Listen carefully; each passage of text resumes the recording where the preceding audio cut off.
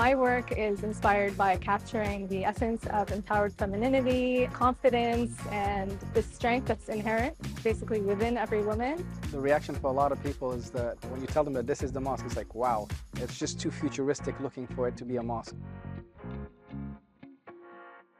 Hello, welcome to Qatar 365 with me, Adil Halim. On this episode, we look back at some of our favorite moments from 2024, including the time we explored some architectural wonders, putting a contemporary spin on traditional places of worship. And we sat front row to find out why sports like mixed martial arts and paddle are taking the region by storm. But first, we explored some of the best visual arts in the country, from the Qatar International Arts Festival to a very unique exhibition right here at the Museum of Islamic Art. This exhibition includes 4 golden textiles crafted from spider silk. Yes, you heard that right. Silk from golden orb weaver spiders, indigenous to Madagascar, and famous for the color of their webs. One of the things about it is it produces this wonderful gold thread. Just the fact that where you know it comes from is already a sort of magical thing, because it's hard to associate the web of a spider with which is such an ephemeral thing which can blow away in the wind, and then imagine that as something permanent. Interest in spider silk goes back centuries, but these pieces are the only examples of golden spider silk in the world. And a lot of silk was needed for the highlight of the exhibit.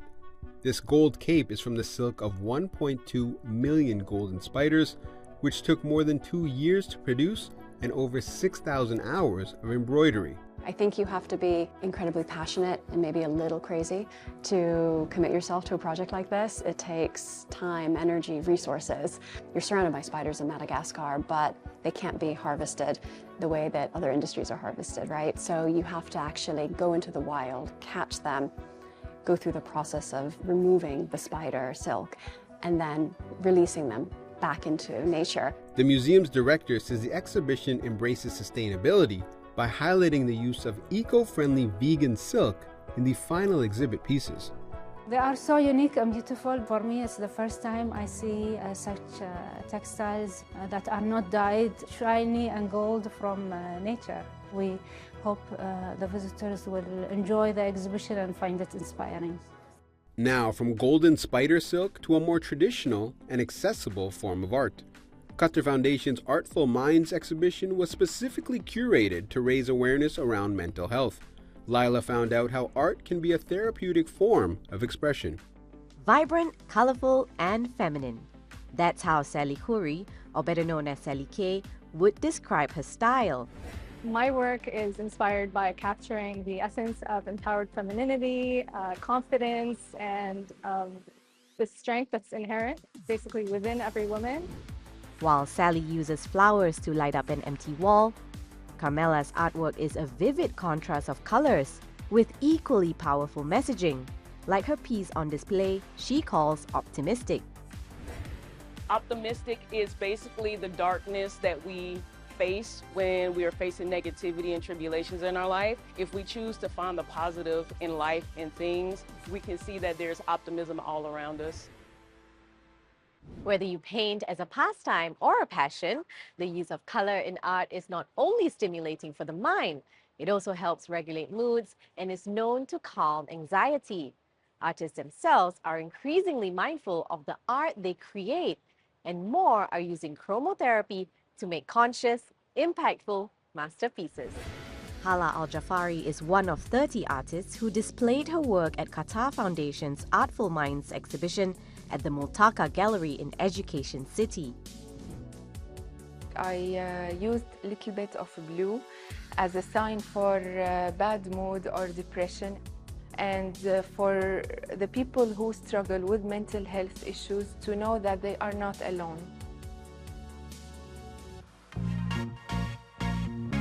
When you think of a mosque, you probably have an idea of what you're going to see. There are over 2,000 mosques in Qatar that are integral to the landscape. I got a chance to discover some that are unique in structure, like this one in Education City, and are putting a contemporary spin on traditional places of worship. From the National Library to the National Museum and the Museum of Islamic Art, there's no shortage of jaw-dropping designs across Qatar. And that idea of pushing architectural boundaries continues with the country's places of worship. The Education City Mosque is unlike any other. This is literally a beautiful sight in that it's a curved glass. So you can see there are laser cutouts of steel individually hanging on steel cables to be able to kind of fit this curved space. The reaction for a lot of people is that, you know, when you tell them that this is the mosque, it's like, wow, it's just too futuristic looking for it to be a mosque, you know? And I think that's part of the appeal, is that it challenges people's notions of what an archetype of a mosque looks like, especially for this region. Now, there are more than 2,000 mosques across Qatar, but none quite like this one in Al Shahaniya. The distinctive leaning mosque and minaret was designed by Sheikh Faisal bin Qasim Al Thani, who wanted this mosque to stand out from any other in the world by blending modern design with rich Qatari tradition.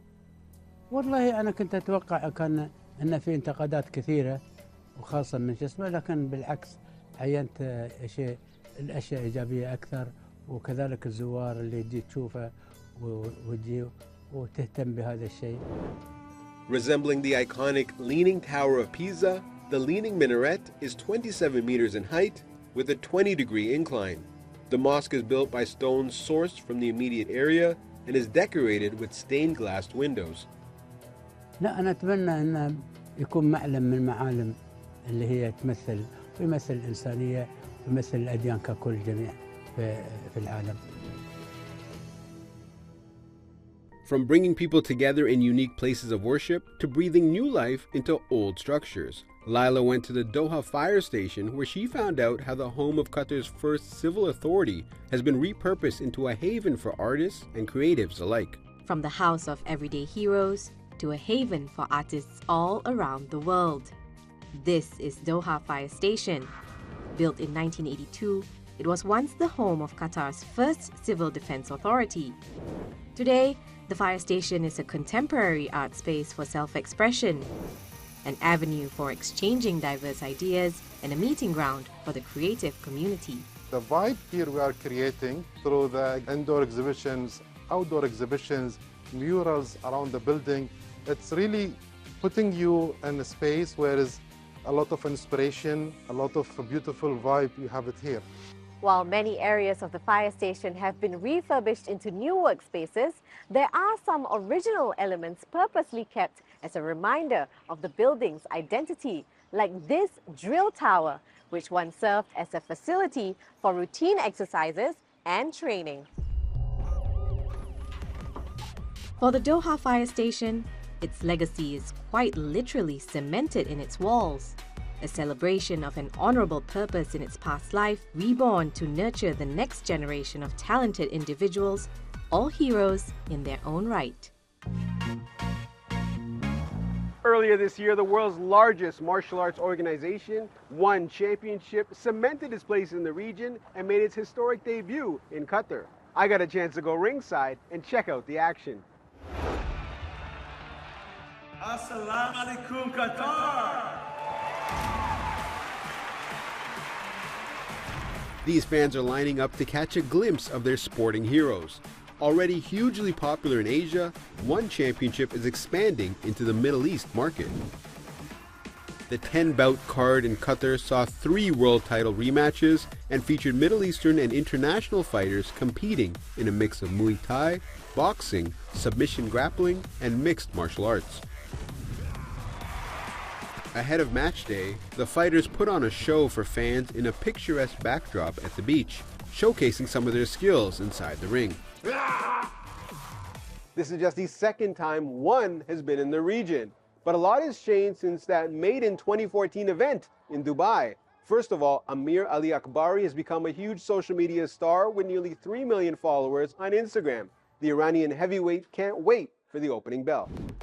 Please welcome the Iranian juggernaut, Amir Ali Akbari. I think and I hope in children and younger guys, after watch this fight and interested for fight and come in train, you know, it's very good for body, for mind, it's for everything. This fight is the best athletes, you know. What a knockout debut for One FC in Qatar, where the hype over mixed martial arts is gaining traction. Another sport that's taken the country by storm is paddle, which looks like a mix between squash and tennis, but is a different ballgame in its own way. Lila looked at how Qatar is giving the sport a major boost. Muhammad Al-Hanji is one of Qatar's top paddle athletes. While tennis was his first love, he made the switch to paddle 5 years ago and hasn't looked back since. I played tennis for 20 years, and paddle came up recently, and I started playing it. The Ooredoo Qatar tournament is the first major stop in Premier Paddle's 2024 season under a new unified global professional ecosystem. 25 tournaments spanning 18 countries and 5 continents will culminate with the finals in Barcelona. Here in Qatar, the craze over paddle is being fueled by more new facilities to cater to the growing demand. Whether it's for competitive play or for fun, Qatar Foundation recently opened 2 new paddle courts in Education City. It's so important to give good quality, to make the people feel at home, to make the people feel comfortable when they come and play. And this is what we are trying to do. And while paddle is already giving legacy record sports like tennis a run for its money, there's still a bit more of catching up to do. But if paddle's meteoric rise in Qatar is any indication for the growth the sport is expected to see, the industry is headed for an all-round, smashing good time.